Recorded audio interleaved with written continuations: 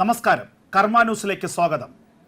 ഗാസയിലെ ഹമാസിന്റെ പുത്തൻ യുദ്ധതന്ത്രങ്ങളെക്കുറിച്ചുള്ള ഒരു നിർണായക രേഖ കഴിഞ്ഞ ദിവസം ഇസ്രായേലി സേനയ്ക്ക് ലഭിച്ചതായുള്ള വാർത്തകൾ പുറത്തു വന്നിരുന്നു. അതിനു പിന്നാലെ കഴിഞ്ഞ ദിവസങ്ങളിൽ ഇസ്രായേലി സേനയുടെ പിടിയിലായ മുതിർന്ന ഹമാസ് കമാൻഡറിൽ നിന്നും ഏറ്റവും പുതിയ യുദ്ധതന്ത്രത്തെക്കുറിച്ചുള്ള സുപ്രധാനമായ ചില വിവരങ്ങൾ കൂടി പുറത്തു വരികയാണ്. അതായത് ഇപ്പോൾ ഗാസയിൽ ഹമാസിന്റെ പക്കലുള്ള മുഴുവൻ ബന്ദികളെയും കൊണ്ട് ഇറാനിലേക്ക് കടക്കാനാണ് ഹമാസിന്റെ പുത്തൻ പദ്ധതി എന്ന് ഇസ്രായേലി സേന പുറത്തുവിട്ട വാർത്തയിൽ വ്യക്തമാക്കുന്നു. ഹമാസിന്റെ പക്കലുള്ള ബന്ദികളെ മറയാക്കി അവരെ മനുഷ്യക്കവചമാക്കി യഹിയ സിൻവാർ അടക്കമുള്ള ആളുകളെ ഗാസയിൽ നിന്നും അവരെ ഫിലാഡൽഫി കോറിഡോർ വഴി ആദ്യം ഈജിപ്തിലേക്കും പിന്നെ ഈജിപ്തിൽ നിന്ന് ഇറാനിലേക്കും എത്തിക്കുക. ഇതാണിപ്പോൾ ദോഹയിലിരുന്നു കൊണ്ട് ഹമാസിന്റെ പോളിറ്റ് ബ്യൂറോ നേതാക്കൾ തയ്യാറാക്കുന്ന തന്ത്രം. ആ തന്ത്രത്തിന് വഴിയൊരുക്കണമെങ്കിൽ ഫിലാഡൽഫി ഇടനാഴിയിൽ നിന്നും ഇസ്രായേലിന്റെ സൈന്യം പൂർണ്ണമായും പിന്മാറണം. ഫിലാഡൽഫി ഇടനാഴിയിലെ ഇസ്രായേലിന്റെ സൈനിക സാന്നിധ്യം പൂർണ്ണമായും ഇല്ലാതാകണം. എങ്കിൽ മാത്രമേ ഈ ബങ്കറുകളിൽ നിന്ന് ബന്ദികൾക്കൊപ്പം ഹമാസിന്റെ അവശേഷിക്കുന്ന നേതാക്കന്മാർക്കും പുറത്തേക്ക് കടക്കാൻ കഴിയുകയുള്ളൂ. ഇപ്പോൾ ഗാസയിൽ ഇസ്രായേൽ നടത്തുന്നത് അതിരൂക്ഷമായ ആക്രമണമാണ്. ആ ആക്രമണത്തിന് മുന്നിൽ പിടിച്ചു നിൽക്കാൻ ഹമാസിന്റെ ഭീകരന്മാർക്ക് കഴിയുന്നില്ല. ബങ്കറുകളിൽ മാളങ്ങളിൽ ഒളിച്ചിരിക്കുകയാണ് യഹിയ സിൻവാറിനെ പോലെയുള്ള ആളുകൾ. ഒക്ടോബർ മാസം 7 ശേഷം യഹിയ സിൻവാറിനെ പുറം ലോകം കണ്ടിട്ടില്ല. ഈ യുദ്ധത്തിനിടയിൽ എപ്പോഴോ ഒരു ബങ്കറിൽ നിന്ന് ഒളിച്ചോടുന്ന ഒരു ദൃശ്യം മാത്രമാണ് പുറത്തു വന്നത്. എന്നാൽ യഹിയ സിൻവാർ ഈ ബങ്കറുകളിൽ എവിടെയോ ഉണ്ടെന്നും ഇലക്ട്രോണിക്സ് ഉപകരണങ്ങളൊന്നും തന്നെ പ്രത്യേകിച്ച് ഫോൺ പോലെയുള്ള ഉപകരണങ്ങളൊന്നും ഉപയോഗിക്കുന്നില്ലെന്നുമാണ് മൊസാദ് കണ്ടെത്തിയത്. അമേരിക്കയുടെയും ഇസ്രായേലിന്റെയും രഹസ്യാന്വേഷണ പോലീസ് യഹിയ സിൻവാറിന് വേണ്ടി വലവിരിച്ചു തുടങ്ങിയിട്ട് കാലമേറെയായി. എന്നാൽ ഇസ്മായിൽ ഹനിയുടെ കൊലപാതകത്തിന് ശേഷം ഹമാസിന്റെ തലവനായി യഹിയ സിൻവാറിനെ അവരോധിച്ചതിന് പിന്നാലെ യഹിയ സിൻവാറിന്റെ തലയെടുക്കാനുള്ള വമ്പൻ ഓപ്പറേഷനാണ് മൊസാദും CIA അടക്കമുള്ളവരും തുടങ്ങിയത്. അതിന്റെ ഭാഗമായിട്ടാണ് ഇപ്പോൾ ഖാൻ യൂനിസിന് സമീപം, സെൻട്രൽ ഗാസയ്ക്ക് സമീപം, ജബാലിക്ക് സമീപമുള്ള ചെറിയ പ്രദേശത്തേക്ക് ഓപ്പറേഷൻ അവർ ചുരുക്കിയത്. ഇനി ഗാസയിൽ വ്യാപകമായ ആക്രമണം നടത്തിയിട്ട് കാര്യമില്ല. ഗാസയിലെ ഒട്ടുമുക്കാൽ പ്രദേശങ്ങളും ആ പ്രദേശങ്ങളിലുള്ള ബങ്കറുകളും ഇസ്രായേലി സേന തകർത്തു കഴിഞ്ഞിരിക്കുന്നു. ഇനി വളരെ ചുരുങ്ങിയ കിലോമീറ്ററുകൾക്കുള്ളിലുള്ള പ്രദേശത്ത്, പ്രത്യേകിച്ച് ഗാസയിൽ തന്നെ ഏറ്റവും അധികം ഹമാസിന് ശക്തി ഉണ്ടായിരുന്ന ഹമാസിന്റെ പ്രധാനപ്പെട്ട ഓഫീസുകളും അതുപോലെ തന്നെ ഗാസ മെട്രോ എന്നറിയപ്പെടുന്ന ഭൂഗർഭ തുരങ്കങ്ങളും സ്ഥിതി ചെയ്യുന്ന ഒരു പ്രദേശമാണ് ഖാൻ യൂനിസും അതുമായി ബന്ധപ്പെട്ട അനുബന്ധ പ്രദേശങ്ങളും. അവിടെ നിന്നാണ് ഇപ്പോൾ ഹമാസിന്റെ ഭീകര സാന്നിധ്യം കൂടുതലായി ഇസ്രായേലി സേന കണ്ടെത്തിയിരിക്കുന്നത്. ആ പ്രദേശത്ത് നിന്നാണ് ഫർഹാദി എന്ന് പറയുന്ന ഒരു ബന്ദിയെ IDF രക്ഷിച്ചെടുത്തത്. അതിന് തൊട്ടടുത്തുള്ള ഒരു ബങ്കറിൽ നിന്നാണ് 6 ബന്ദികളുടെ മൃതശരീരങ്ങൾ ലഭിച്ചത്. ഇപ്പോൾ ഇസ്രായേലി സേന ആ പ്രദേശങ്ങളിൽ വ്യാപകമായ റെയ്ഡ് നടത്തുകയാണ്. ആ റെയ്ഡിനിടയിലാണ് യഹിയ സിൻവാർ ഉപയോഗിച്ചതെന്ന് കരുതപ്പെടുന്ന ഒരു ലാപ്ടോപ്പും അതുപോലെയുള്ള ചില നിർണായക രേഖകളും ബങ്കറുകളിൽ നിന്ന് കണ്ടെത്തിയത്.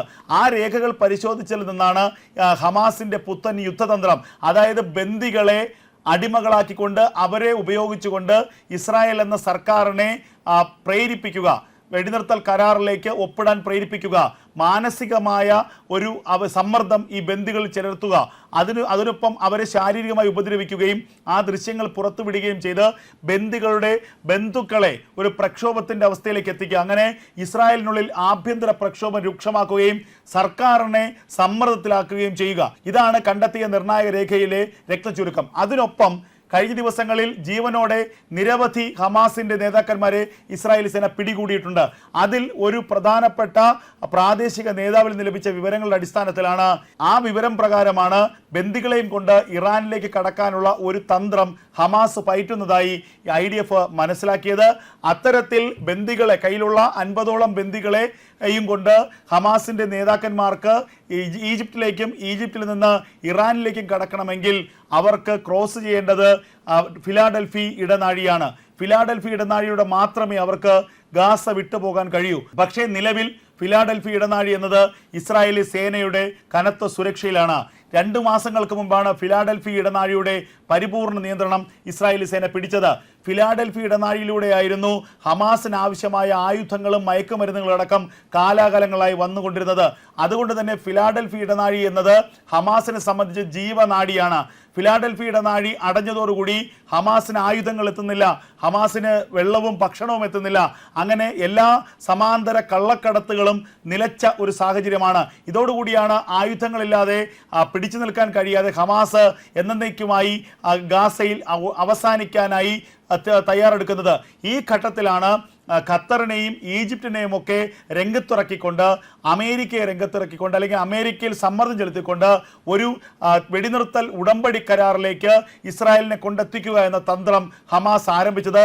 ആ ഉടമ്പടി കരാറിൽ, പ്രത്യേകിച്ച് വെടിനിർത്തൽ കരാറിലെ ഒന്നാമത്തെ നിബന്ധന എന്ന് പറയുന്നത് ഫിലാഡൽഫി ഇടനാഴിയിൽ നിന്ന് ഇസ്രായേലി സേന പിന്മാറുക. അപ്പോൾ എത്രത്തോളം നിർണായകമാണ് ഫിലാഡൽഫി ഇടനാഴി എന്നുള്ളത് നമ്മൾ മനസ്സിലാക്കണം.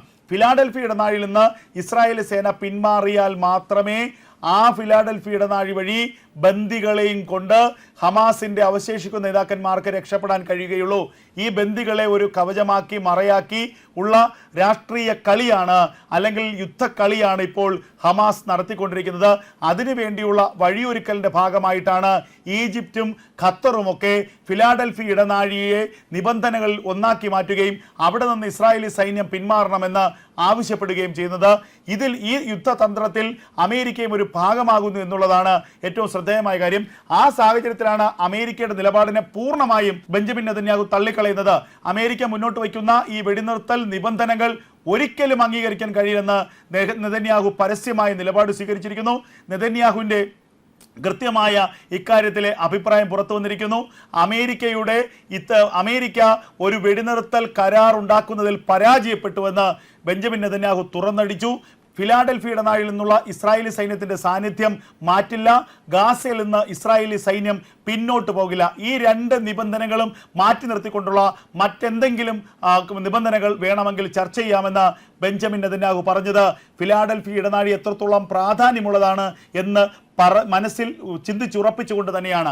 ആ നിലയ്ക്കാണ് ഇപ്പോൾ ഫിലാഡൽഫി ഇടനാഴി ഏറെ ശ്രദ്ധേയമാകുന്നത്. ഗാസയിൽ ഇനി യഹിയ സിൻവാർ അടക്കമുള്ള നേതാക്കന്മാർക്ക് അധിക കാലമില്ല എന്ന് ഹമാസിന്റെ തലപ്പത്തുള്ളവർക്കറിയാം. ഹമാസിന്റെ തലപ്പത്തുള്ള പോളിറ്റ് ബ്യൂറോ അംഗങ്ങളിൽ ചിലർ ഇപ്പോഴും ദോഹയിൽ സുഖവാസത്തിലാണ്, അവിടെ രാഷ്ട്രീയ അഭയത്തിലാണ്.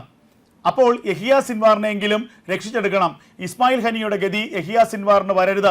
ഇതാണ് ഹമാസ് നേതൃത്വത്തിൻ്റെ പ്രധാനപ്പെട്ട ലക്ഷ്യം.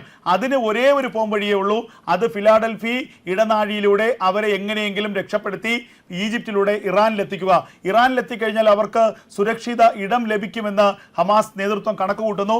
എന്നാൽ ഈ തന്ത്രം ഒരിക്കലും നടക്കാൻ പോകുന്നില്ലെന്നാണ് ഇസ്രായേലിൻ്റെ ഡിഫൻസ് വിഭാഗം വ്യക്തമാക്കുന്നത്. ഫിലാഡൽഫി ഇടനാഴിയിൽ നിന്ന് ഒരു കാരണവശാലും ഇസ്രായേൽ സേന മാറില്ല. അതുമാത്രമല്ല, ഏതെങ്കിലും ഘട്ടത്തിൽ ബങ്കറിൽ നിന്ന് പുറത്തിറങ്ങിയാൽ യഹിയ സിൻവാറിന്റെ കഥ കഴിക്കും.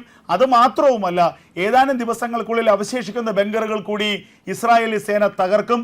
അതോടുകൂടി ഗാസയിൽ ഹമാസിന്റെ സാന്നിധ്യം എന്നേക്കുമായി അവസാനിക്കുകയും ചെയ്യും.